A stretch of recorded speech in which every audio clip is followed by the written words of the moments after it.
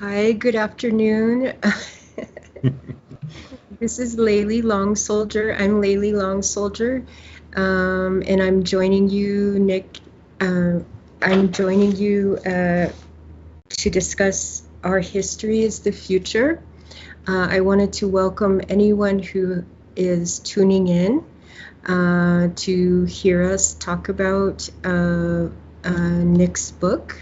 Excuse me, Nick Estes, of course. And before we started this broadcast, I did say that I am a little awkward with introductions and how to begin. I'm always a little bit awkward with awkward footing. But I am excited, Nick, to be able to have a discussion today. Especially about water protectors, Standing Rock, some of the history that led up to that point, and also where we're at now, and what you see going forward into the future. So thank you. Maybe I could hear from you. I don't know if you want to introduce yourself and your book, the book, as an overview. Yeah, thanks, Laylee. I'm also awkward at doing introductions. Hamatakiapi. My name is Nick Estes. I am an enrolled member of the Lower Brule Sioux tribe, and I was born and raised in South Dakota, a place called Chamberlain, South Dakota.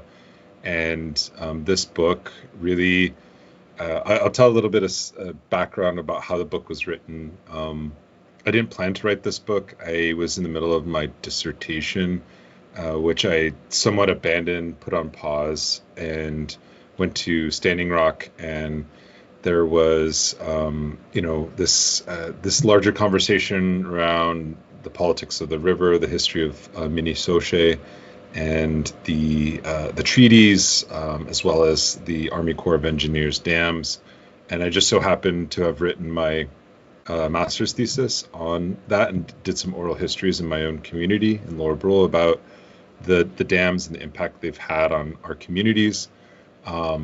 So that, kind of led into this book. And I had already been doing some of the archival research in some of the chapters, like around the Red Power movement and the internationalism chapter, which is, kind of part of a book that I'm working on now. But that's really the sort of background for the book, but also in the process of doing the history of the dams and our relationship to this river, I found some books that my grandfathers had written. George Estes wrote this book called Kluichashwayate, which is just about the Lower Brule Sioux tribe, its history. It was a history written right after the dams were built, and there's two relocations.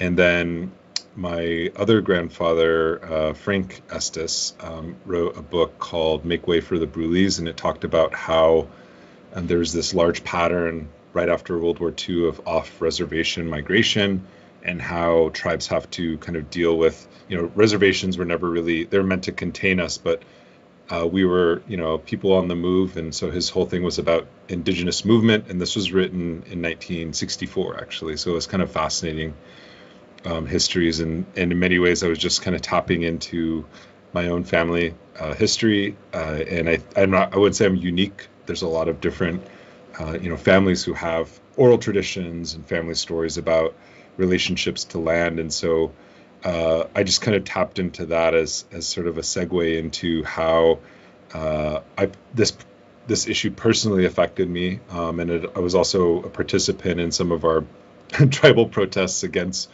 the Keystone XL pipeline and our tribe's complicity at that particular time with Keystone Energy, and then the sort of politics that happened, and how many of those people who were involved locally ended up going to the camps and Standing Rock. So this book was kind of a presentist book, but it was trying to think about a deeper history, because as historians, we tend to periodize time, history, like to say, oh, this was the fur trade, this was, prehistory. This was the era of self-determination. I'm using my white historian voice to describe that, but when you hear our oral histories being told, they don't use that language, they don't use those concepts, and so this book was trying to kind of deconstruct it and to create what I found out later is called a synthetic history, which means that it's just, telling a longer history or a bigger, what they call bigger histories, over a longer period of time. And I never intended this book to be the voice or the kind of history of Standing Rock. It tells that story, but it also tries to do other things. And I also think a lot of the way that history has been told for American Indian people in the United States is one that kind of traps us in the past. And all these movements and these struggles, I noticed a common theme where it was all like future oriented, which doesn't really kind of play or bode well for popular U.S. histories that try to put us in the past, but also try to kind of narrow our politics to only focus and say Indigenous people are just local cultures and they can't talk about broader issues. And Standing Rock was a moment, but it was also a movement within a moment, but also a movement within, is a moment within a movement, a larger movement of history, which I try to describe the tradition of Indigenous resistance. But it was also a movement within a moment, and a moment that we're kind of similarly in right now, where you have an outgoing president who's ostensibly more favorable to Native people or more liberal or whatever, but nonetheless we still face a lot of challenges. And in the case of the book, it's the Barack Obama administration leading into Trump. Standing Rock was the movement that was happening right before Trump took office.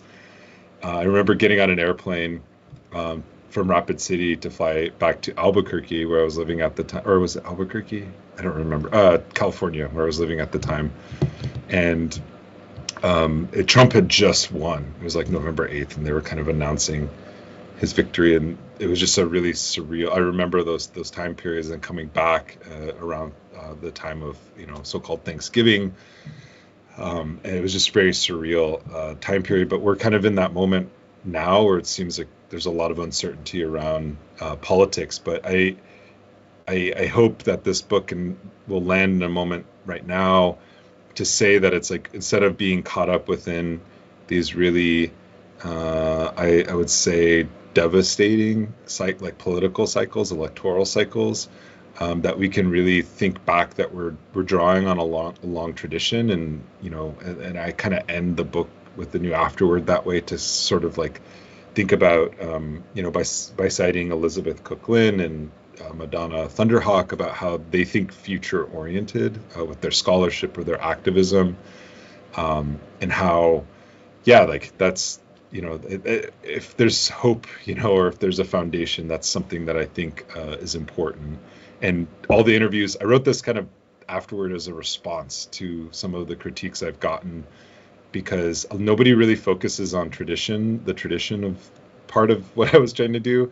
Everyone just kind of like focuses on, there's a guy in the London Review of Books that said I was interested in dinosaur bones and the Badlands, and therefore like I'm a creationist or something, which is not even a true claim, but it's also just incredibly racist and dismissive. I was like, bro, did you read the book? But anyways, I wrote that as sort of like to kind of reground that this is as much as a history as it is a sort of political project. Before we began, thank you, Nick. And also, before we began, I mentioned a few things I might like to talk about. But as I was listening to you, I'm actually interested in maybe slowing down a bit and going back to is it Pick-Sloan dam, the building of those dams for your area, that community, the effects it had. And the reason I wanted to maybe pause on that moment is because I remember a passage in the book where you talked about how sometimes the effects on the land are not immediately noticeable. It's over time, right? Well, of course, there's the flooding, the obvious flooding and relocation of people, but it's over time that you see the long-term effects. Okay, but you also in hand in hand with that, you talked about also how the movement of our people to sort of gather together and to assemble and to resist or refuse some of the impositions, the changes that are forced upon us. That too is an accumulation of knowledge over time. And so, there's this push and pull, which I think, when we are feeling hopeless, when we are feeling overwhelmed or desperate, we have to also remember that other process that's building, But I did want to maybe just for a moment pause, go back to that time period and maybe hear from you. Maybe I know you share a lot in the book, but I wonder also maybe on a personal level, some of how you have seen that that time period, how it has impacted the communities, cultural practices, and even just personally, how it's impacted you. And then we can move forward in time. Yeah, there that chapter, the flood chapter, kind of spawned another. I wrote a chapter for a different book on allotments and the history of allotment, and it's like sometimes we're like the most legislated people. Like there's all these laws, and sometimes that gets lost in a lot of the kind of the stories and the importance of telling stories and family histories. And I went and met my grandpa Frank for the first and last time. It was the only time I ever met him in Tempe, Arizona, back in 2011, I believe, or 2013 it was. And we sat down and, we visited, and he told me, he had a stack of papers. He came out with this massive stack of papers and he sat it down. And like the first thing he says is he's like, "We're all related through the land." And I was like, wow, like I'm going to get some wisdom. And he's like, "No, like we're literally related through the land. Here's the allotment papers." And so he started going through all the fractionated interests on our, on our allotments, our family allotments. And he was naming all the names, and he was telling this like really detailed story about, this like allotment paper became like a mnemonic device for him to kind of tell this history that I had no idea. I had no idea that we had relatives in Wombly on, the Pine Ridge Indian Reservation.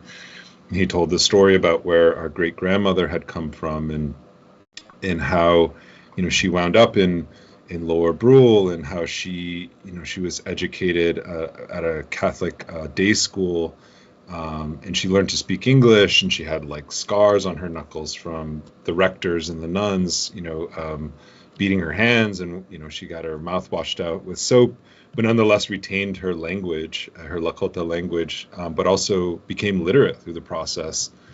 And she used to sit with my great grandfather, Reuben Estes, who was the first tribal chairman, and he happened to be illiterate, something I didn't know.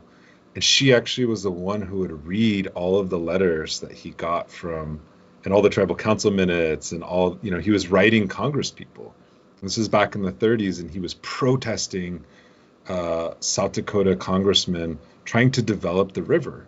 And it was like, not without consent of our people. Like that's what he wrote, or she wrote. She actually, those are actually her words, And Yeah.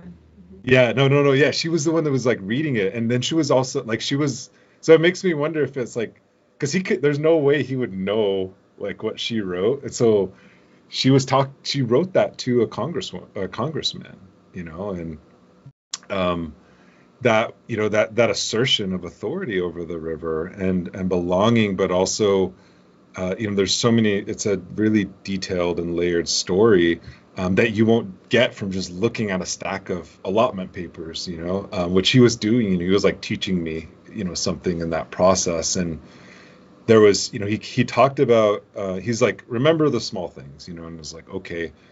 And so there's a story in this particular chapter about, I think it's Louis Thief from Standing Rock, and I think it's in the late 50s. He's testifying before Congress about the so-called intangible damages that the dam is going to cause, and he talks about the intangible damages as like a delayed explosion of atomic bomb that will both have it'll be like spatially diffused, as the flooding happens, and it'll destroy all this plant life and animal life, and then it will also temporally diffuse, over time, over generations. It's going to impact people. And he talked about the bomb killing what he called the little things, which were this plant that's called mouse beans, but I think in Lakota it's called makatomnicha, I believe is what it's called. But it was something that was kind of a delicacy. Mice would go and harvest these beans, and then people would, take some from the harvest and then eat it and then leave the rest. And he talked about, Louis Thief was talking about how this actually prevented Lakota people from starving in the wintertime. And so how do you put a price tag on that? How do you put a price tag not only on the loss of those calories, but how do you put a price tag on that relation with that mouse, with that bean? And it seems simple, but it's really those, when we think about this like big word like settler colonialism and the elimination of the native, in reality it's the elimination of our relations to a landscape, to each other, to this non-human world. And it is measurable. And I do, somewhere behind me there's a big black book of it's literally a black book of all the damages that were caused by the Army Corps of Engineer. They went out and counted every tree. They counted every, they counted every like acre of grassland, and kind of made these broader sort of things to say, like, this is the amount of calories that we're taking away, but also this is the amount of firewood and heat that we're going to take away from people, right? And so we have to put a price tag on all of these things. But how do you put a price tag on a relationship? And that's what they were trying to relay to these Congress people at this time. And it was kind of like, they were fighting people it was trying to describe something that was conceptually unavailable to the people they were talking to. They might as well have been, aliens who walked off of a UFO, and were, trying to describe a distant planet. But nonetheless, there were, severe, calculated impacts. Like, one was the destruction of 75% of the flora and fauna. So that's what the language they use. That's the plant and wildlife. I don't think they realized it was going to be that devastating, because water becomes undrinkable, habitats become destroyed, plants become destroyed, and yeah, that's like you're taking away people's, like, it wasn't entirely subsistence economy, it was a mixed cash economy. So people were like, working and buying groceries, to one being almost entirely 100% grocery cash economy. You now are no longer growing your own food. The civilizing of the river introduced, high carb, high sugar, high fat diets that caused, an increase, like a massive spike in diabetes and generational health issues. So it was not just a destruction of the landscape. It was also like people felt it in their bodies. And I think there was a community member who, when I was teaching at the Lower Brill Community College, came down, and she had these really amazing slides from like the 50s on to the 80s. And it showed, she's showing like these rodeos, and I don't know, her family's a rodeo family, I guess. And they took all these photos at rodeos, and just the change in the way people looked from like before the dams to after the dams. I know it's like qualitative, it's not really quantitative, but it was really interesting to see that, and to kind of bring it full circle back to my grandpa Frank. He showed me this. He showed me this, like the Department of Interior sent him this. What is it? It's like an aerial GIS map or whatever of the allotment that he had.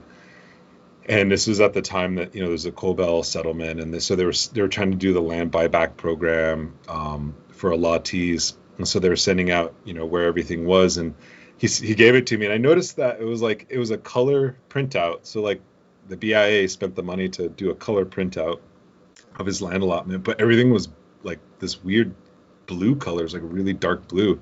And I was like, what is this? And he's like, oh, that's the river.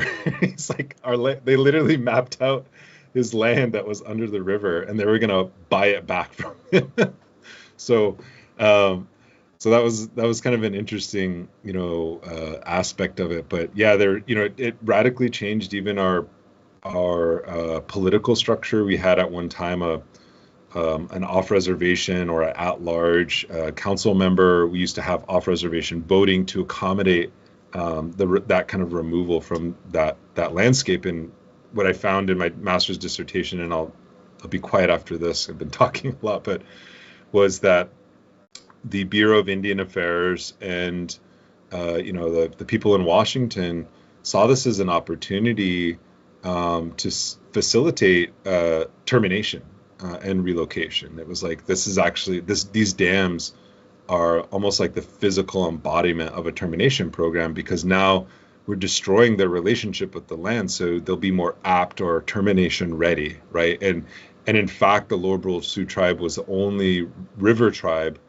at that moment in time that seriously considered termination, because their entire economic livelihood was destroyed. It was like literally ripped out of them, and nobody wanted to move their facilities into places like Chamberlain, because there was such a vitriolic racist backlash of like Native people moving off reservation and integrating into white communities. And so in some ways that white racism actually prevented termination, because those white voters voted against the plebiscite in the state elections to say, actually, you know what, we don't want natives here, so like we're going to keep the reservation system. And there's a good book by Edward Villandra called Not Without Our Consent that details a lot of that. But Not Without Our Consent.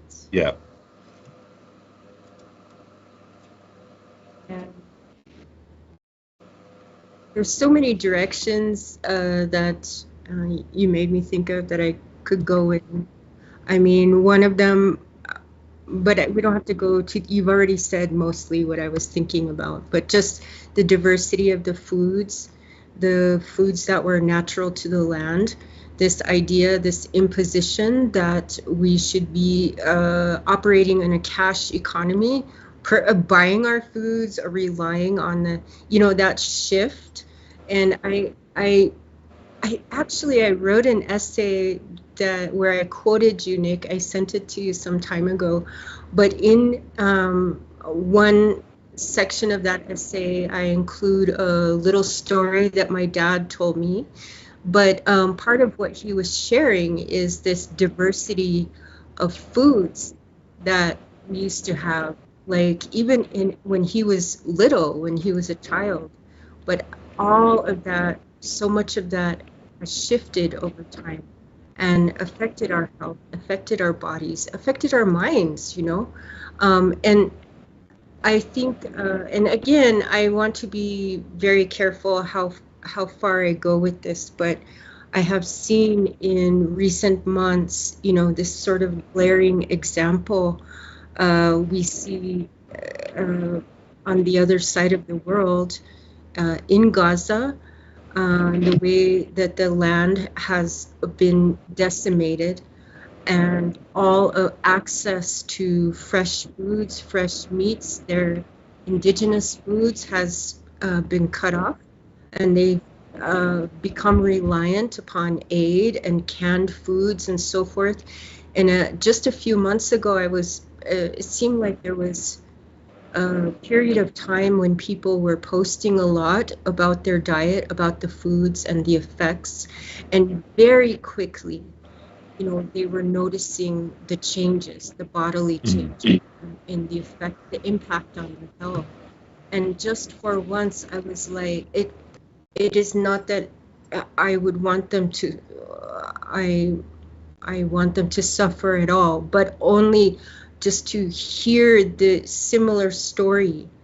It was a little validating, just recognizing, and you write about this in your book, the effects it has had on our people, on our health. And I believe that we, depending on the place in the world where our people come from, that our bodies are made for certain kinds of foods that are part of that region.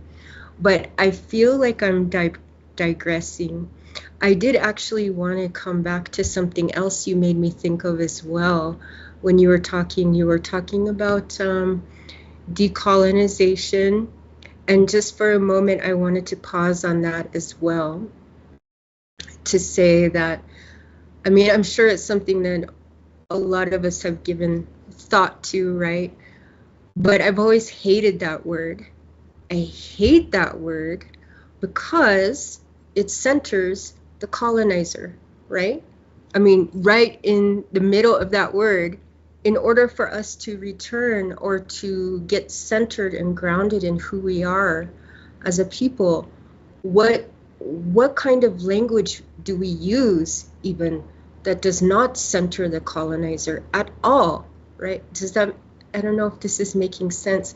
So I wonder, I've had some thoughts myself, maybe thinking about certain words in Lakota language that I prefer. I was wondering if you've ever, what kind of language might come to mind to describe that process without the word decolonize? Or am I springing this on you? Do you want to come back to it? No, I have notes out of it. I'm trying to pull up my notes, and I told you I have a hard time reading off of my computer sometimes, but I'm gonna do it because it's something that I think about, and it's something that I've taught classes on, and I just want to talk about maybe what some other people have said, because I'm not a linguistic expert. I'm not a language expert, and there's this really amazing book, and you should all read it. It's by Wazia Dewi, who wrote a book called Remember This, and it's decolonizing. Oh gosh, I can't remember the full title, but it's decolonizing like the Dakota language, right? And so she does these in the Dakota language, does these interviews with this elder, and I think it's like in a footnote or a kind of reflective essay. She talks about using this word, and I'm going to kill it because I'm not a language expert or a language speaker. She argues in this book about privileging the Dakota text or the Dakota language, and so she calls it ki washichu eteha ikdu dayapi, which means to tear oneself away from. And she's also recentering washichu in that framework, and so. But it's yeah, I don't know. It's a hard one, and I also think I think decolonization has been tied to a tradition, that's been used around the world. But if I say decolonization in North America, it means something entirely different. If I say it, in a place like South Africa or in Algeria, for example. They've gone through decolonization struggles. They're really violent and bloody, and they mean something. There's actually it has weight under international law, and I think here in the United States, especially, decolonization is kind of like a more of a cultural thing. So I guess it can lend itself to new agey stuff. So I prefer, and that's why I titled the last chapter of the book "Liberation." Because I think that has a lot. It's not just like a Lakota project. That's everyone's project in some ways. But no, it is something. You bring up decolonization, and it is something that I've thought a lot about. And it's like, one thing is that I also don't like the word Indigenous anymore, because it's so not full of meaning whatsoever. You can see that with like people claiming to be something that they're not, adopting an identity. And in this case, I would not be Indigenous had I not been colonized, or had we not been colonized by the United States. So I just prefer to be called a Lakota, or I prefer Lakol Wicho'u, which means the Lakota way of life, which I try to practice.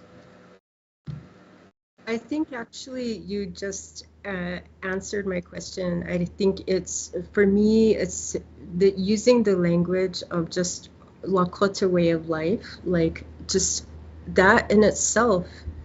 That's all. I think that's all the language that we need many times, so I appreciate that. I wanted to thank you for also sharing so much about that period of time around the building of the dams, which for the people who are not familiar with this time, as I understand it, Nick, from your book, that it was that whole project, that era was pushed forward by the Army Corps of Engineers. They were mandated simply to build dams, but they went ahead and built it without the consent of the tribal nations involved, and so everyone just kind of pushed it through, right? And so that was the trouble there. So jumping forward in time, we had something very similar happen then at Standing Rock, and with no DAPL, right, and resisting the pipeline. It was the Army Corps. I hope I'm understanding all of this correctly, but it was the Army Corps of Engineers really sort of stewarding this project, although it was in corporate interest, right?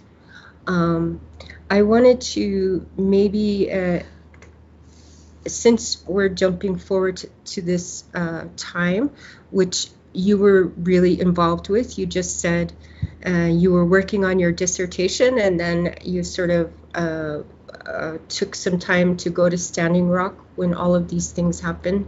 I was really moved by some of the timeline you gave around leading up to 2016. And I wanted to start at 2014, when you mentioned, or you talked about how Obama visited Standing Rock and gave this sort of, he was welcomed. He gave this very inspiring speech there. I could find the page here, but and sort of encouraging the youth and so on. And so I think people took him at his word. And in 2016, when the pipeline was well on its way, all the plans were falling into place, the youth of Standing Rock took it upon themselves, and they ran from Standing Rock all the way to Washington, D.C. to deliver a message personally to Obama, to ask him to please help them save their water, and their rights. And with that sort of heroic gesture, they received no response. Which, just as I sat with that, I knew about it at the time, but to read it again, like, I was really moved. I just want to say to anyone watching, you can also find videos online documenting that run with interviews from some of the youth themselves. But I was wondering if maybe if you could share some of your feelings around that time and that gesture, what it meant to you personally, and yeah. Sure. Yeah. Some of them, some of the youth runners were some of my former students. So I knew them. I think the people that come off the top of my mind, not they weren't my students, but that I knew were Zaisha Grinnell, Bobby Jean Three Legs, Jason Charger, and then also Joseph White Eyes, who was a former student of mine. And they really kind of pushed this forward and organized these relay runs to Washington, D.C. And it was getting, I think, like there was a camp at that time. I think this was back in July of 2016. And the camp actually went up after a Army Corps of Engineers meeting in April of 2016. So they were kind of pushing, and they were doing all the things that are expected. And I think oftentimes movements get kind of framed with this, like the spectacular confrontation with police or whatever, and all the other stuff just kind of like falls to the wayside. And like all the work, like people tend to not just decide one day they're gonna like throw up a picket. Typically, they're gonna go through the normal channels and try to resolve it in a way that is according to the law, or without sort of confrontation. But this, and they do it within the bounds of what's like promised to them. And it's like in this case, Obama made a promise, and I remember the photo of him, like he has like a native child on his lap, and there's like all these, he's at a powwow grounds, and there's like all these like American flags around, and Michelle Obama's there, and it's just kind of this like like I'm the father, this kind of paternalistic kind of mentality of like, we're the parents of Indian country, and we're going to listen to, the children. And that just didn't happen. And I think that was like one of many letdowns. There's, I like to say that our communities vote against Republicans, but some would say they vote Democrat. But they're, typically like places like Pine Ridge or Standing Rock, they're in the 90th to 95 percentile in presidential elections voting for the Democratic candidate. That's like some of the largest, some of the highest percentage. And they're completely surrounded by these like conservative, right wing, oil states in this sense, and I just thought it was really compelling to show you it's like we're really good at photo opportunities, but when we actually have real demands, they can't come forward, and we see this in a lot of different things. We see, President Biden, every time, the Ukrainians come to the United States, they get a blank check for weapons and guns, and I think people kind of see that mentality where it's like, and even in like the COVID-19 pandemic, I think we lost life expectancy of like 6.7 years is the highest, loss of any life expectancy among any demographic in the United States. But like one of the most common forms of debt is medical debt, like why is that? Like, why is it, so these youth were really pointing out, the contradictions. It's like you're saying one thing, you're saying you want a new era of, tribal leadership and nation to nation relations, but at the end of the day, when you're not like there's a clear issue here, and you're not, and it's not like politicians, saying this. It's not activists saying this. It's not scholars saying this. It's not the experts saying this. This is like everyday people who have to live in these communities. These are kids. We're saying if you really want to ensure the future of Native nations, then it starts by protecting the water, and we can see the way that the Army Corps of Engineers rerouted, as you pointed out. They had the final say of the route of the pipeline, rerouted the pipeline so it was no longer upriver from Bismarck, but right. Then it was rerouted closer to Standing Rock, so. And I was only raising my hand because I thought it might be, I could read, I found the passage in your book with Obama's actual words that he spoke in 2014, a few years before the youth ran. So you wrote on June, is it okay if I read a passage from, yeah, okay. On June 13th, 2014, Obama gave the opening remarks at Cannonball's annual Flag Day powwow, accompanied by Archambault and his family. Obama's visit was historic. Only 8 sitting U.S. presidents had ever visited Indian reservations, the last being Bill Clinton, which is also wild, by the way, that only 8 in all of U.S. history. But anyway, during his speech, Obama focused on Native youth and played off the oft-quoted line by Sitting Bull, quote, "Let's put our minds together to see what life we can build for our children." And so Obama said, let's put our minds together to advance justice, because like every American, you deserve to be safe in your communities and treated equally under the law. Obama told a crowd of thousands of cheering Lakotas and Dakotas. Shortly after Obama's visit, the tribal president issued a statement assuring Native youth across the nation, quote, that the president and first lady are truly listening to them. And so, you know, I think that the community, the people took him at his word. But as we see, fast forward a few years, and that was, yeah.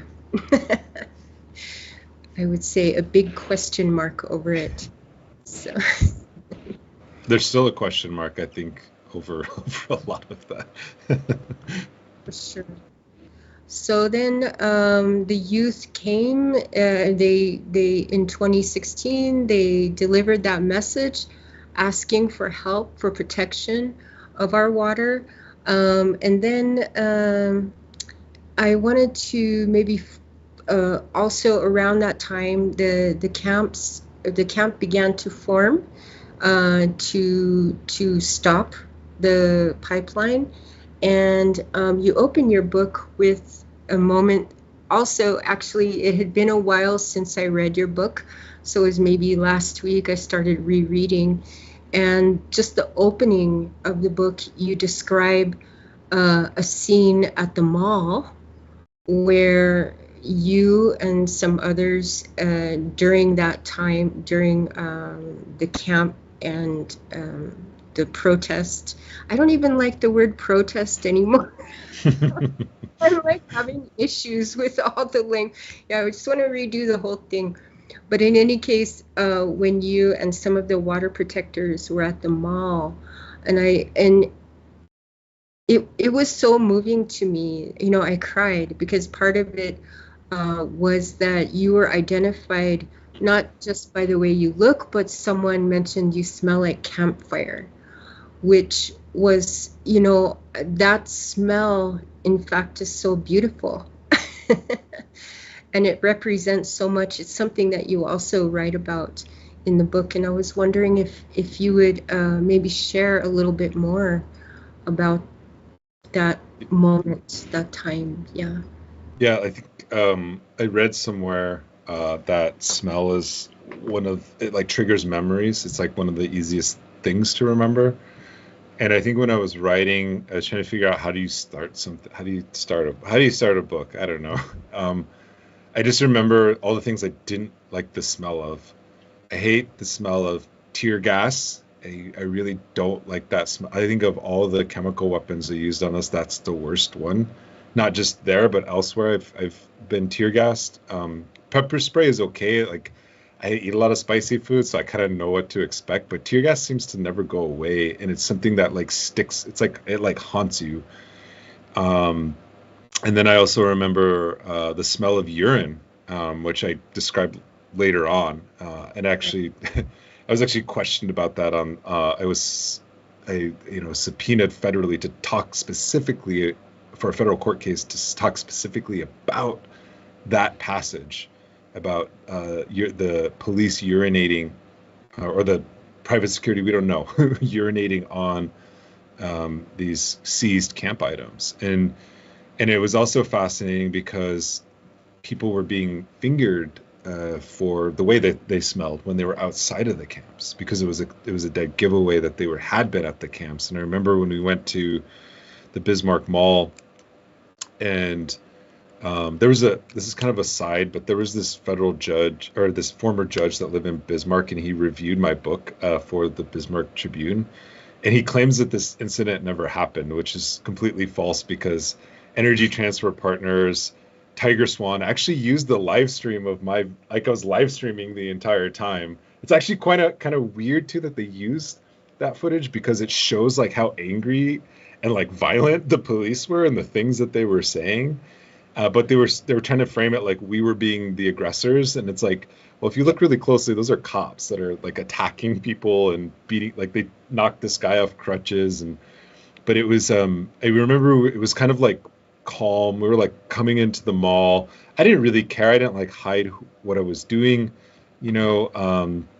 But this person was like, it's like they smell like campfire, and I was like, whoa! I was like, it was really strange to hear that as being the way that they were like outing people in the mall, like they were, you know, at this the Ocheti Shalkoli camp. And so that's where that came from. And it was like, it's like a familiar smell. And I mean, for a lot of people in Indian country, I guess, not a lot of people, but some people, like, you know, like when you're at a ceremony, you smell like campfire. And I guess people have been, I guess, discriminated for smelling like campfire. It's a sign of, you know, something.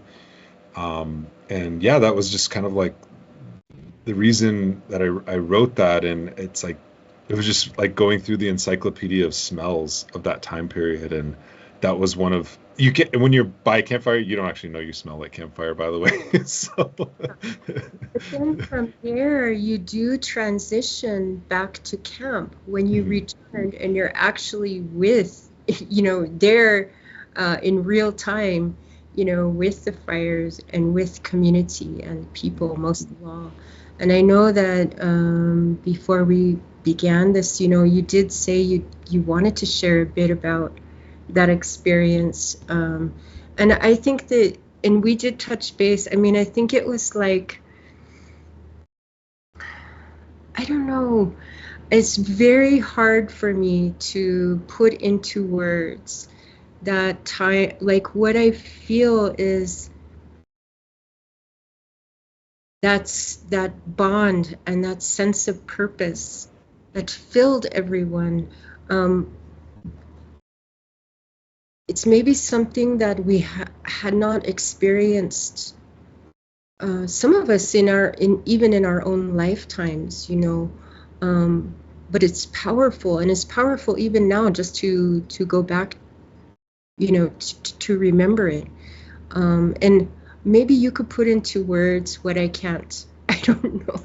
I can try. I just remember, like, for me, it was like, oh, like these are my relatives, and you go, but it, like there's like a different sense of purpose. And you and I were kind of texting back and forth the other day about this, and you know, you talked about like the shift in our men, you know, and it's like it's hard to describe, but it's like people that you knew from back home who are kind of, you know, they have issues, but all of a sudden they're at camp and they have a purpose, and they're getting their first eagle feather, you know, for doing something brave. Like I saw that, and you know, it reminds me of like, I remember reading about like the LA riots. You know, like there were like the Crips and the Bloods, like these rival gangs got together, and we're like, you know, there's a bigger purpose. You know, this not, you know, we shouldn't be fighting each other. And I think about like all like Madonna Thunderhawk always used to say this to me. It's called programitis. We have so many programs for everything: alcoholism, diabetes, you know, health, blah blah. There's so many. There's an issue. There's a program for it. You know.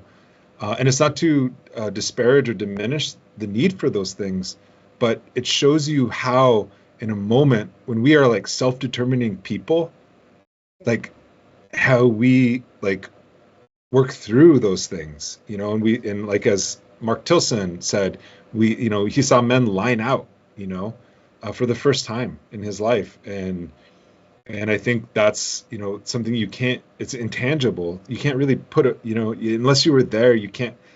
And it's something as a historian and as, somebody who writes about these things, I always struggle with the language around it because I don't want to sound overly romantic, Right. because you're also in like a lot of danger too.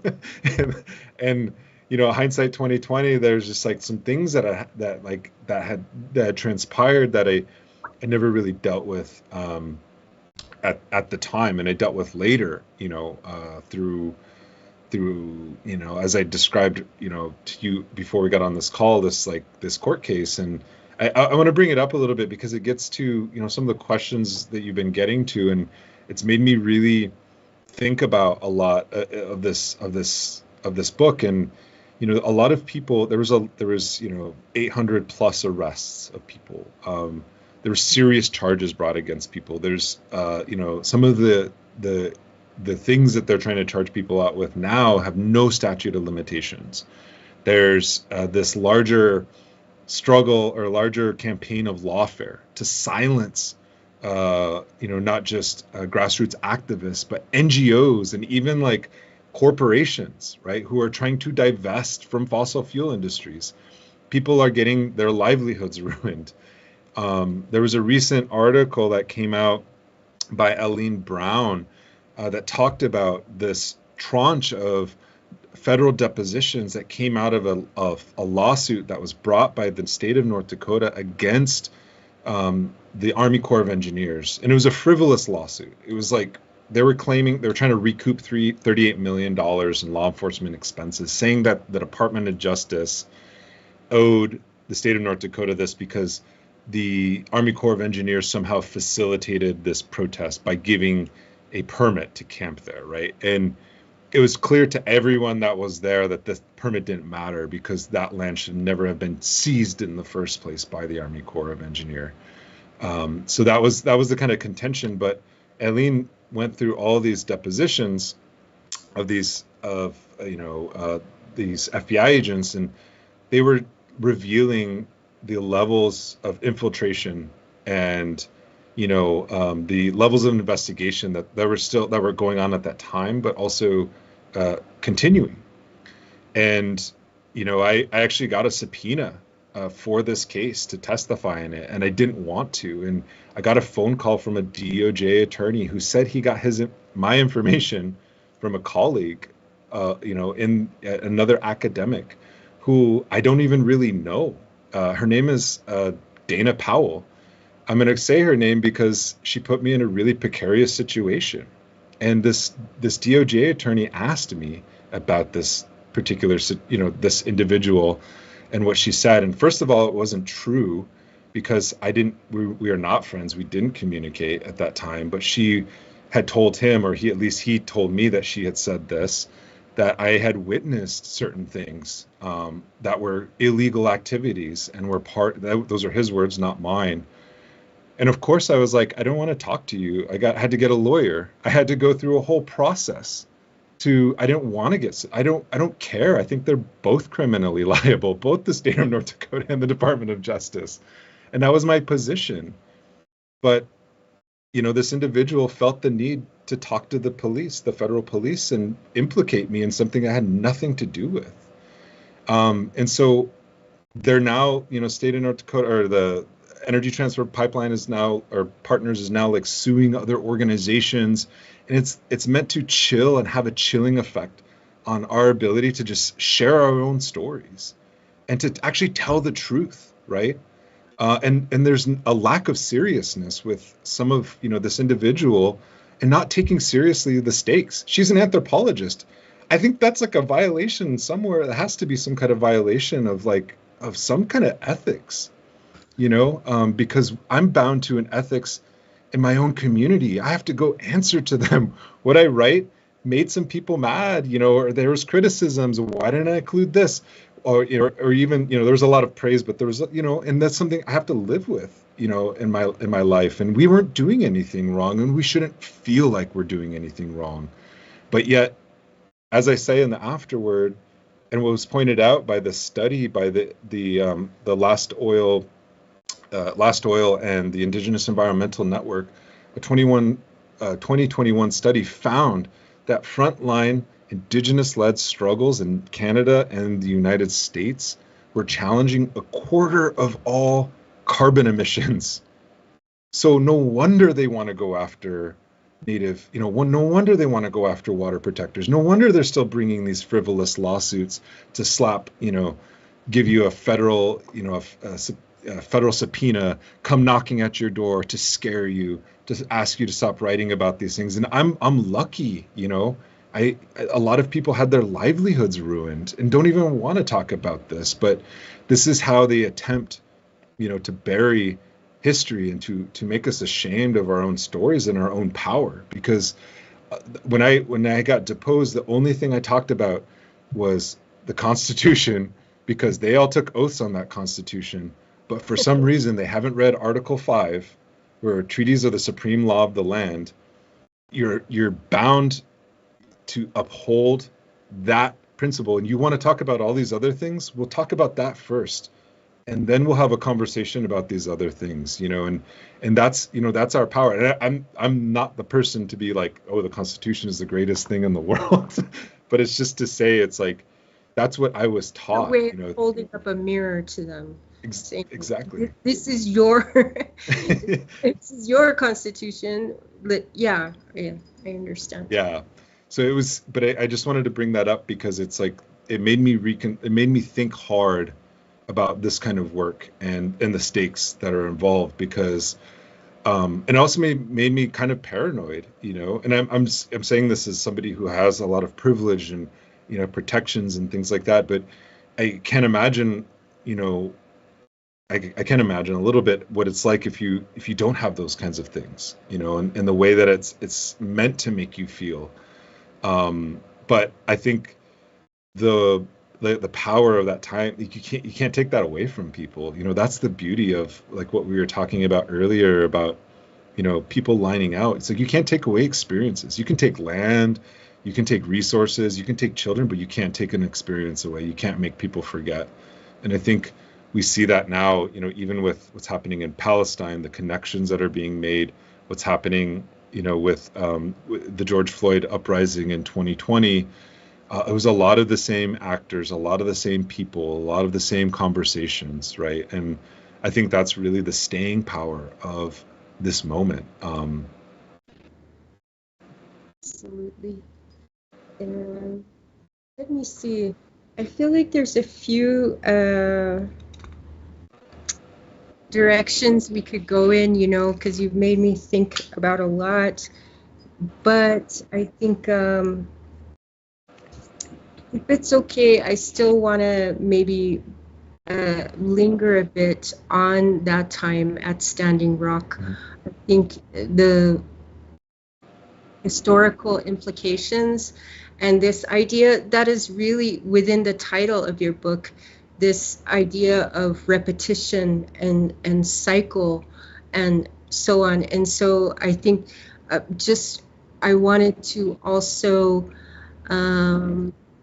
note one moment that was really, really just powerful for me, where you wrote about LaDonna Brave Bull Allard. Let me try to find it. 1 second. You give me 1 second to find it. Let's see. Because I want to read the passage, but it was the morning. Here we go. This is when they were going to start bulldozing through, and just before that, they had identified a burial area that was in the path of those bulldozers. And so everyone was notified, all the authorities. But in the early morning hours, this is what you wrote. In the early morning hours of Saturday, September 3rd, 2016, blood was spilled in the struggle over hallowed ground. Caterpillar earth movers came barreling across the prairie. A small army of attack dogs and their handlers, private security hired by DAPL, guarded the site, followed closely by a spotter helicopter whirling above. All of them were ready for a fight. And I'm going to skip forward a bit. So there were water protectors there on site. When the water protectors saw the heavy machinery that morning turning soil, it was human remains, their relatives that were unearthed. And I wanted just to, in that moment, everything changed, recalled LaDonna Brave Bull Allard, her Good Earth woman. That morning, Democracy Now's Amy Goodman was interviewing Brave Bull when the phone rang. The bulldozers are here. They rushed to film the scene. Brave Bull Allard had been in the middle of telling the story of her great-grandmother, a survivor of the Whitestone Hill Massacre, which occurred September 3rd, 1863, the same day, 155 years later, caterpillar earth movers desecrated her ancestors' graves. I mean, that was like profound. That really hit me like, thunder, right? This sort of idea of this cyclical occurrence. And I don't know, I just wanted to maybe talk to you a bit about, as a historian, but also as a community member, like how this sits with you, Yeah, there was a lot of moments like that, and I can think of another moment too. I didn't write about it in the book, but this is after the raid on the 1851 camp, a treaty camp, in late October, and people are pretty more demoralized and traumatized from that whole experience. And I remember, like, I think it was Arvel Looking Horse and Leonard Crodog decided to hold this kind of healing ceremony, and it was public. And I'm not like divulging anything, that's private knowledge or anything, or privileged knowledge. But it was a horse ceremony, and first of all, I've never seen this happen before. They always are public ceremonies, from what I understand. And I remember they were talking to people, and kind of describing what the horse ceremony was. And I remember what Leonard Crodog said, and he pointed over. He was talking and he was speaking in Lakota, and he was telling everyone, and he was just describing the ceremony, and he like pointed over and to there, because there you could still see the sheriff's deputies on the hill on their riot gear. They're just standing there, kind of like observing. And he said, he told he was like, yeah, all you, he's like, all you white people, non-natives who are here, he said, you are committing treason against this government, but just by standing with us. And when he said that, I saw them all shift. Like it was like kind of this uneasy feeling. And I remember like just sitting there thinking, it's like it does, yeah, it's true. It's like, it's, I mean, not that like I'm not saying anyone's committing treason or anything, but it's like in their minds, it's like by even upholding this law, they themselves, this treaty law, they themselves are like committing an act of treason in the eyes of these police. you know, in the eyes of their own, probably their own relatives. I don't know. Um, and anyways, I was just like, it was just really pondering that. And then, you know, they brought the horses out and they were dancing. Like, I don't know if anyone has ever seen this before, but it was, they don't, like there are riders, but they brought out these horses and they knew what to do. It was like they went in the circle and they danced, and then they came out. And it's like, how do you describe this to anybody? Like, even me telling it probably just doesn't sound like coherent, you know, because you have this speech by Crow Dog, who's this, you know, this figure in our history, and he's saying this thing to, like, he's addressing like specifically non-natives and what the stakes are, and then afterwards they have this dance where it's, you know, it's about healing and recognizing the trauma that everybody had experienced through this police raid. And I was just like, I walked away, and I remember, like, I still haven't processed. I was like, what does this even, you know, what does this mean? You know, like, what does all of this mean? And later on, I remember when uh we were sitting by, you know, this is around the same time period. We were sitting by this campfire, and this elder, she came out, um, and she was talking about, she was wearing a penny dress, and I described this in that scene, or in the book, and she talked about this whole history about Abraham Lincoln, the hanging of the Dakota 38 in Mankato, the exile, the columns of vengeance that came out. Like, there wasn't just one massacre and one, you know, genocide that happened in Minnesota, Makoche, but it continued. They literally chased them all the way to present day Standing Rock, killing, attacking them along the way. And it was just like, you know, the history was very alive, you know, in some ways. And I don't know, I always struggle because I'm a trained, like, historian in, like, the Western sense. And so it's like, these experiences, it shows you that, like, going back to that intangible, it's like a lot of people will just say, like, oh, well, people protest because they need to drink water. And it's like, yeah, that's true, but why did it become grounded in a concept of Mni Wiconi? Why is it grounded in the concepts of ceremony and prayer to do something? There's something, we can talk about the material of something, or the deprivation of something, or the contamination of something. Sure, we all drink water. It's a universal human right. But what is it that mobilizes people to organize in this way and to behave this way? There's something beyond, you know, and we see that in the way that even the police saw this movement.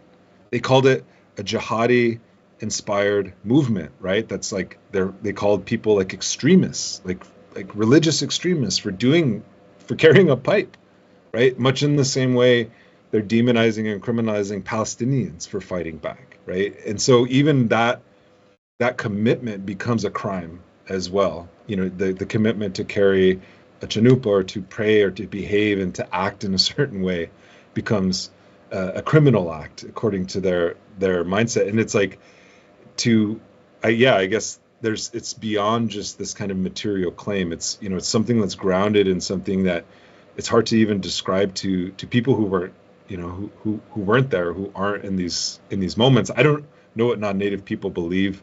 I don't know what they think about these things. I'm not terribly interested in that. Some people are interested in those questions. I'm not. But I think it just shows you the power of those moments, and how being grounded in those traditions really, it helps people, right? And I think it, you know, there you can, you know, the mind is something that also needs to be healed and strengthened, and as much as the body does, you know. And also there's, you know, the spirit as well. And I think that's really what is hard to, as you brought up earlier about, you know, this incident with LaDonna Brave Bull Allard. I remember when we talked, we had this very strange connection, like a personal kind of familial connection. But also, she's a historian too. She was trained as a tribal historic preservation officer. She knows the laws. She knows this kind of like linear kind of history. But there's always something greater, you know, there. But yeah, I appreciate you kind of bringing that up, because there's so many other stories, even outside of the camps, that happened, and that continue to happen as well. I'm sort of smiling at this, what you mentioned about the linear sort of history and that way of seeing history, but yet in your book, it's not linear. I mean, when you start moving into it, but I mean this in a good way. It feels like we take 2 steps forward and 1 step back. So we'll be in the present, but then, the next paragraph will mention something from the 1800s or the 1900s that is connected to the present day experience. And so we're always, it's sort of, it's not separate. And I kind of, I laugh because I think I wrote a piece called 38.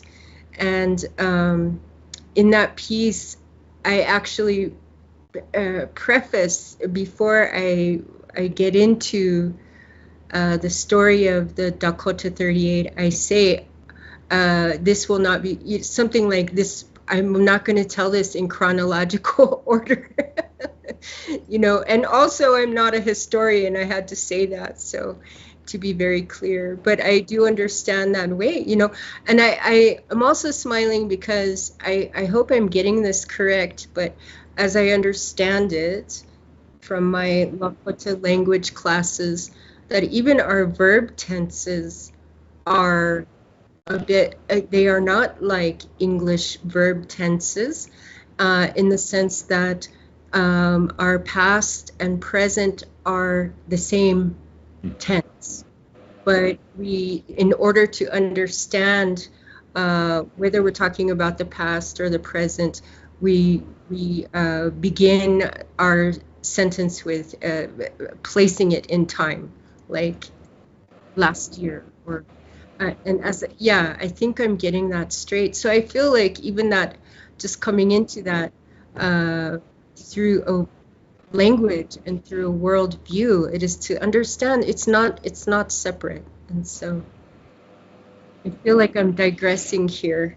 No, I don't want to digress too much, but that is something that, there's, I think as a historian, we're again, this is why I wrote Our History is the Future, because history and future are like opposites, in some ways. It's thought of as opposites, but I think that the project of telling the past in the Western sense kind of serves a different purpose than the way it's used in a different context, and I'm not saying that like we have any kind of unique kind of like hold or monopoly on that interpretation. There's a lot of different groups and cultures in the world that believe the same thing. It's not it's not like it's not linear, and it's strange to me to even think about time as a spatial thing in that sense, because I would say in other senses, like Bind the Lawyer inverts that. He says that like space is actually temporal, not the other way around, and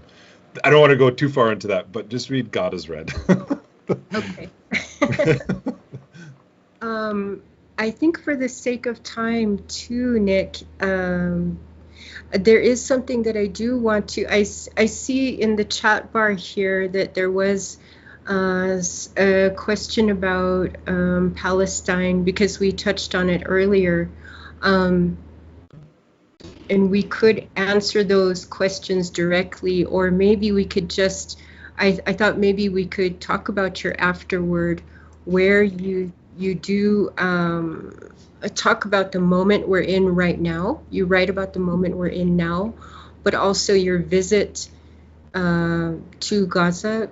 Was it? It was to Gaza? No, it's to the West Bank. It's to the West Bank. The West Bank. Okay, and you actually in the afterword you have a poem which caught my attention that you wrote as part of that visit, and I was wondering if you could share that poem and maybe share anything else around that. Well, first of all, the poetry stuff in the end of this book is like, then that's also why I invited you, is because I took a lot of inspiration. I even quote the 38 poem in this, and I begin with that, like thinking about that moment in time. But acts of resistance as acts of poetry, like action as poetry, not just sort of a textual thing. And when I went to Palestine, I was so moved by the poetry and the poets that I encountered. And I went with a group called PalFest. Made some really amazing friends. And Palestine, my mom was very Christian, and so I read a lot about the Holy Land and the Bible and everything. And so going there was, it was like this interesting experience, because it's something you read about and there's all these places, but then it's just like, it's in that sense, it's kind of like alienating, but then in the other sense, it's also like very close to home because it is colonized and it's being actively colonized. So I reframed even my whole relationship around, my mom's Christianity and like growing up as a Christian and things like that, because it made me think a lot about this area in ways that I hadn't thought about it. And I'll read this poem because I'm not a poet, so if it's bad, like, I don't care, because like I have no poetry feelings. But I wrote this when I was in Ramallah. So from Palestine, the distance to Turtle Island is measured by visas and walls, settler laws, and State Department directives. The Great March of Return was also a measure of distance. How far was one willing to travel for freedom? At what cost? Palestinian historian Salman Abu Sitta reminds us that many of the hundreds of villages emptied after the Nakba in southern Palestine are walkable from Gaza. In other words, the right of return for hundreds of thousands is within walking distance. During the Great March of Return, Israeli snipers targeted the backs of knees to force amputations, as Gazans attempted to cross a perimeter fence. Jehan Beseso's poem sticks in my mind, and if we lose our legs, we will crawl on our hands and elbows. Despite the distances we must travel for freedom, Palestine is always near my heart. Colonial time creates different temporalities. It speeds up and slows down. It's thick like mud, weighing on the feet of the colonized, attempting to stick them in place, in the past or in forever negation. The feet of the colonizer, on the other hand, are light and mobile. The colonizer's time is quick.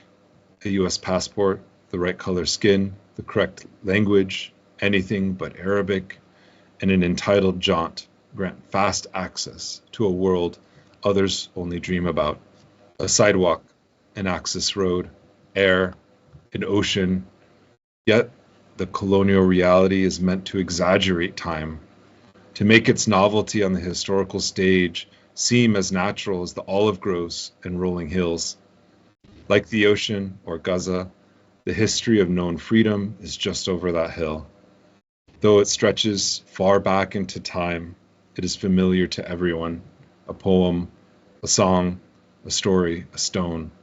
You can smell it.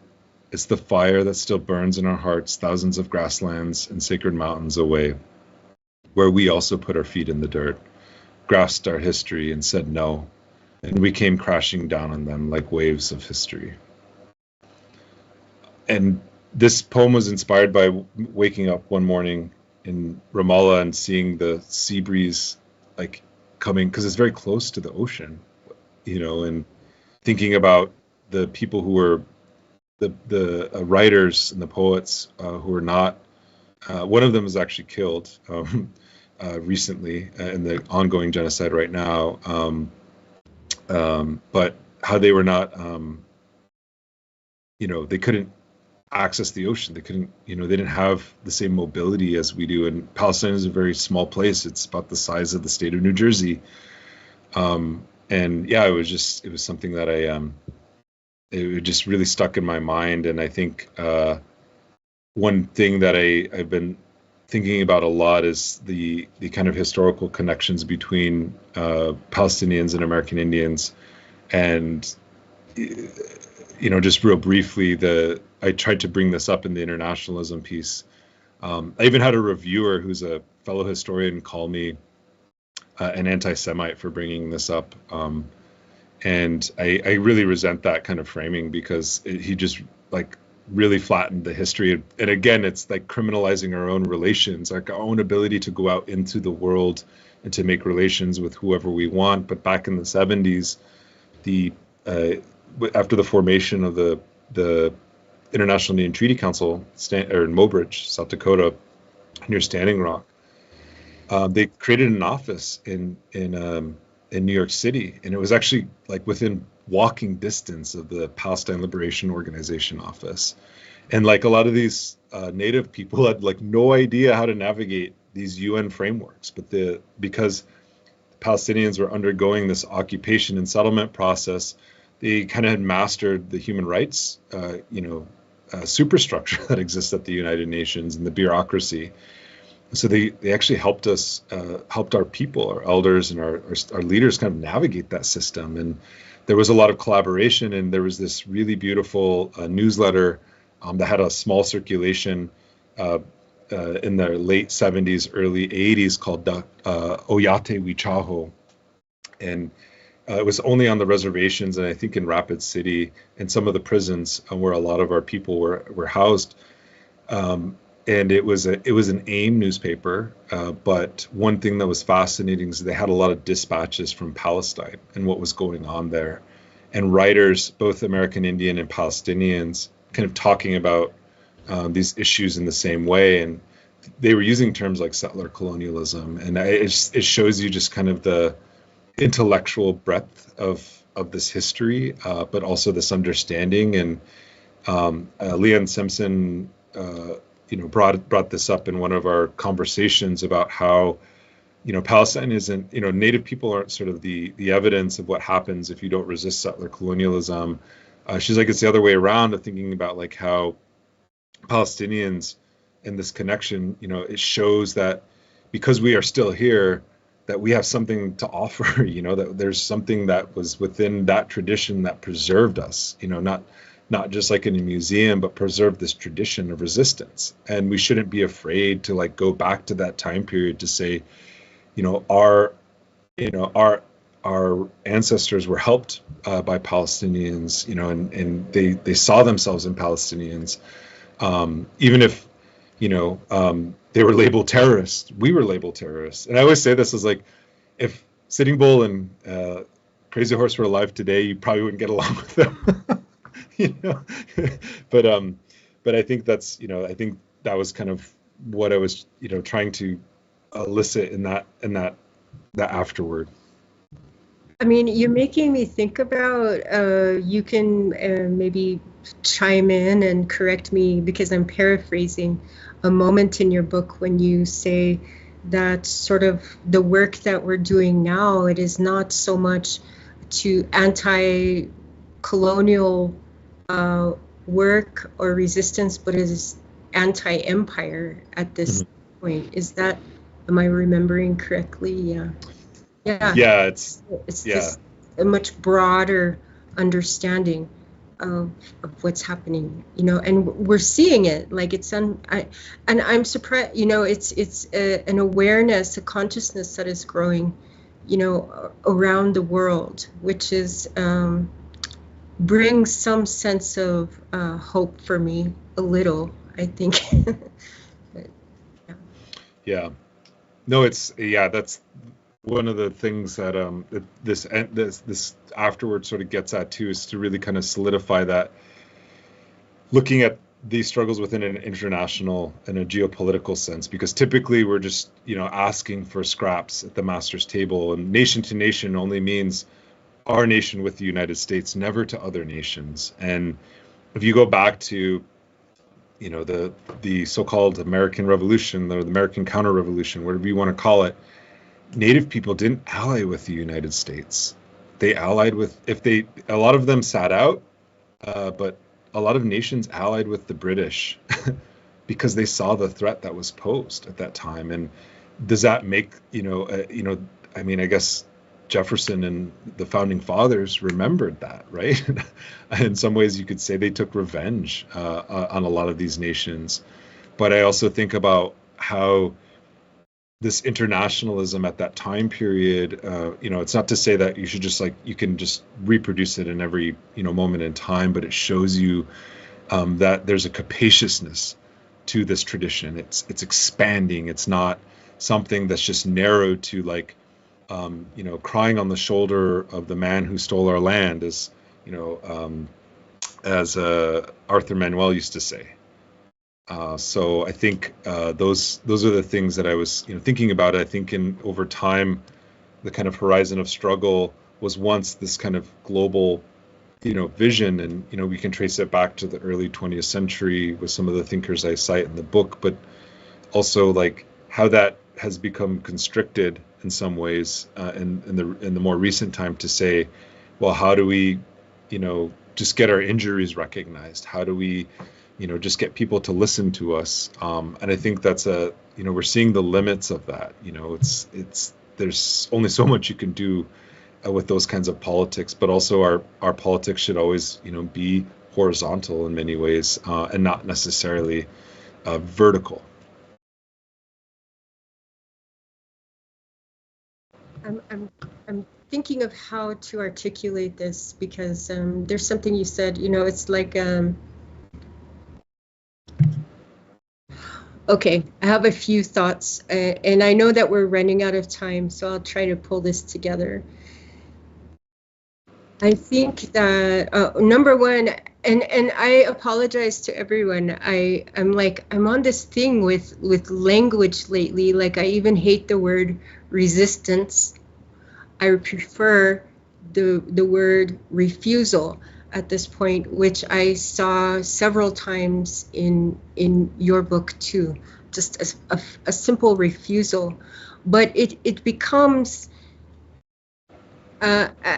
What I'm trying to get at, or what I'm thinking about right now, is how all of this, to think even in international terms, and thinking in terms of our own home communities and resistance or refusal or whatever, and trying to navigate all the systems of policy and treaty and all of these things. There's so much outward energy, outward, right?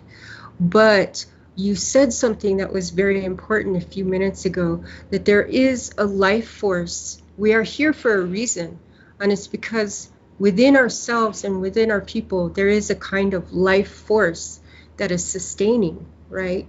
And so I think it's also that in that place that I like to turn to and think about. I think about it most of all with our young ones, our children. So for example, I see such difference in our children than even in my generation, in their connection and relationship to our culture, to our language, to our stories. We see a sort of regrowth, a regeneration of interest and appreciation and sort of love for who they are, who they come from. To see them, we see also in some of our communities immersion schools, and this sort of there is a beautiful life there, right? Which is about tending to ourselves, not always resisting, but tending to our own. I just don't have the word for it. Hi, I'm a writer, but I don't have. But tending to our own families, our own cultural practices, and that kind of nurturing and that kind of growth. And so and I have to say that when I was reading so much of the history in the last week, refreshing, going through your book, I do get overwhelmed, and I do often feel a sense of outrage, anger, frustration, but this is also the one place where I feel uh, a kind of energy. What sustains me is looking at our young ones and looking at the arts, the growth of our artistic community and so on. But I thought maybe we could, what do you see as sort of those signs of our strength besides just resistance, but um, No, I think that's to bring it back to Palestine. I mean, just because it's happening right now, if you see anything in the media, you either see people dying, being genocided, or you see the figure of this kind of like terrorist figure, right? That's ominous and whatnot. But what you're not seeing is that all these organizations, all these communities that do the exact same things that you're saying, right?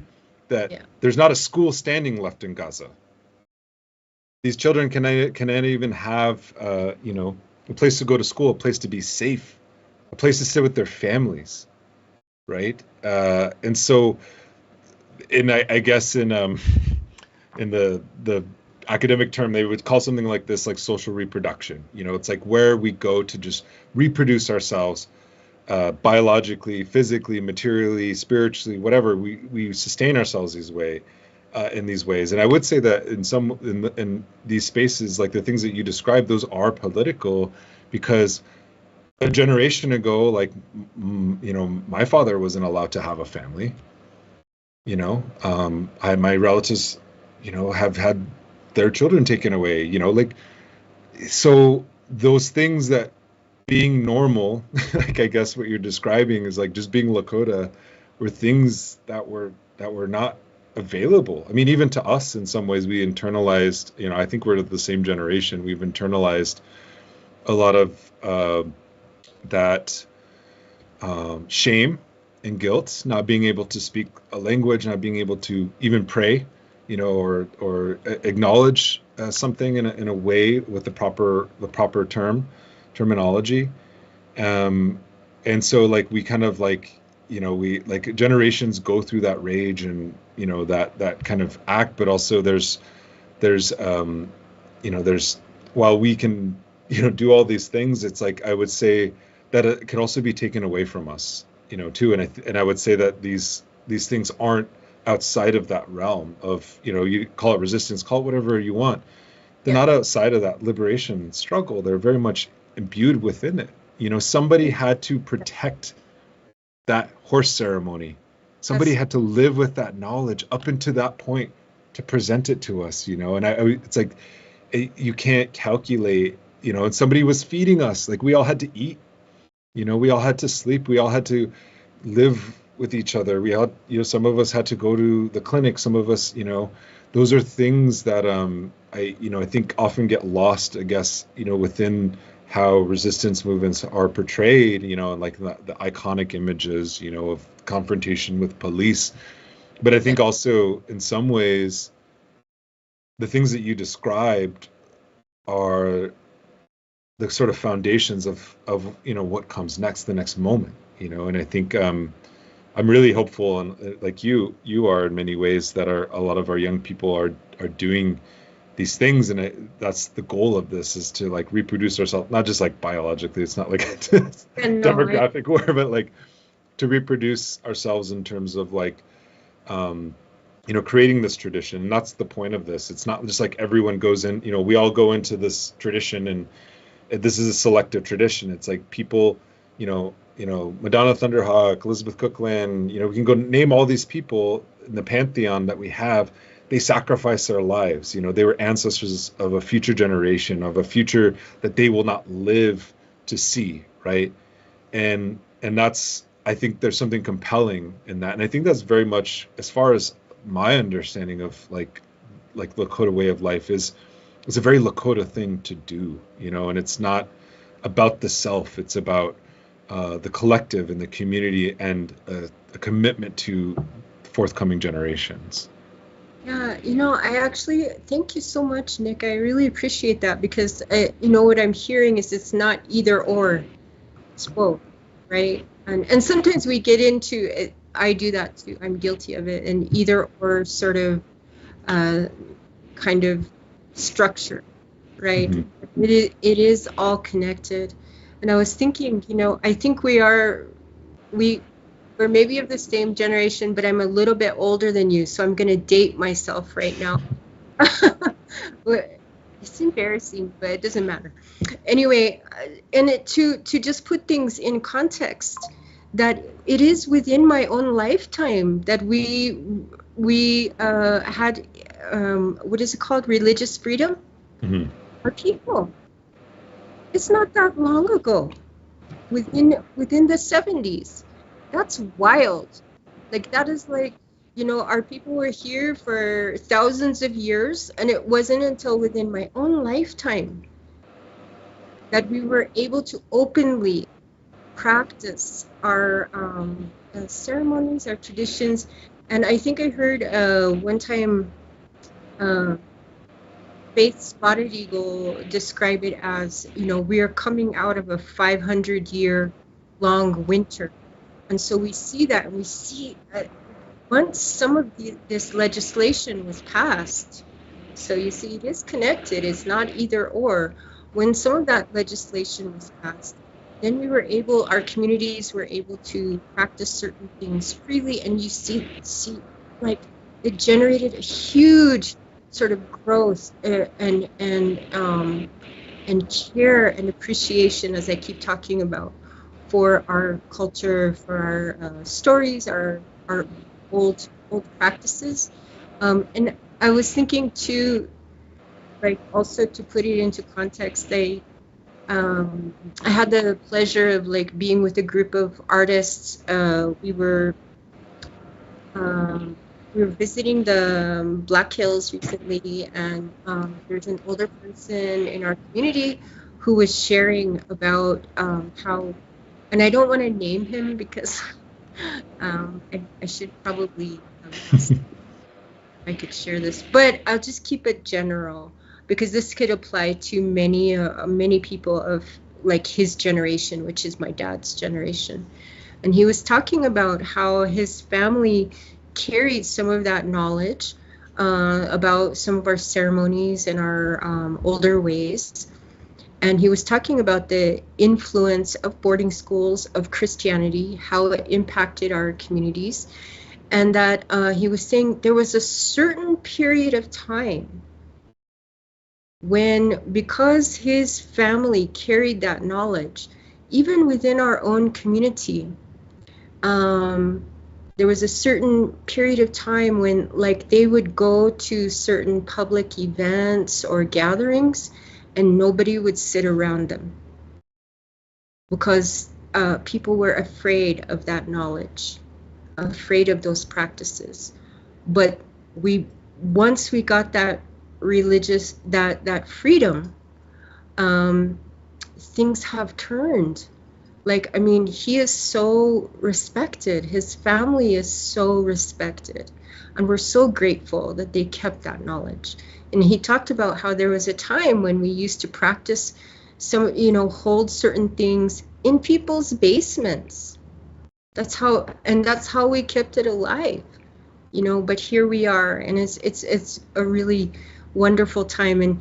And speaking of our generation, I was thinking, I have a friend named Mni Wiconi. She's an artist, a painter, and she gave a speech at IAI's graduation this last spring, and she was talking a bit about our generation being, after our parents going through the boarding school. I mean, it's really with us that we notice such a break and change in language use, right? So you've talked about that, you on your personal level. You said, I'm not a linguistic expert. So many of us were trying to use our language. We're trying to learn, and especially as writers and artists, a lot of times we want to include our language in our work, but sometimes we're doing so much work to ask the speakers in our family or in our communities and make sure we're doing things correctly.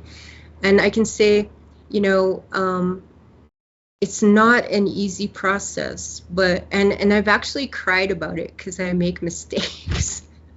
Like, I get really hard on myself.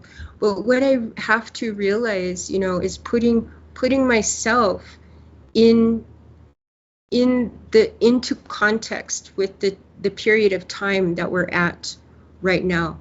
And what's important is that we're making an effort. And if my efforts, even my mistakes, if it makes it easier for our young ones, if they can look and say, look at you know, Grandma Laylee, Unchi Laylee, how her mistakes, let's not do that. But if it makes it easier for them, you know, the next generation, having that view towards the future, I think then I'm willing. I'm willing to put it all out there, I guess. Sorry, I feel like I dominated the end of this discussion. Oh, that was really great. That's a really great way to put it. So I know that we're actually like super over time now, so maybe I'll hand it over to you, Nick. Is there anything like, moving forward that you're kind of thinking about? Well, I'm writing another book. That's what I'm working on right now, and that's, you know, a history of the Red Power movement, specifically the American Indian movement. It's been pretty daunting task, but yeah, that's kind of what I'm working on right now. And yeah, it's just it's kind of continuing in some of the same veins that I did with this project, but also, you know, it's not nation specific. You know, it's a national or international movement, and so it's been just thinking about everything that happened in the 80s and the 90s too. It's something that doesn't get talked about with the American Indian movement specifically, but in our community, you say the American Indian movement and everybody has an opinion. So it's the book I didn't set out with the intention to write, but I feel like because I've gone down that path, I have to, you know, write it. And there's been a lot of stuff out there, but nothing that's comprehensive. And so that's really what I'm looking at like right now. So I don't know when that's going to happen, but it's happening. Well, I think that'll be a great discussion to have one day to talk about. There's a lot. Yeah, there's a lot there. Beautiful. Well, I want to thank you and thank your press and for sort of hosting this conversation. Nick, I'm so inspired by your work, and I thank you. You know, I am coming to this primarily as a poet, as an artist, but certainly your book, you know, your book is something that I use as a reference, and I thank you for the work that you offer us. So. And likewise. Like, I hope you have work that's coming out soon, some more stuff. So I do. I do. Oh, I can't announce it officially, so I'll save that for another time. Is that it?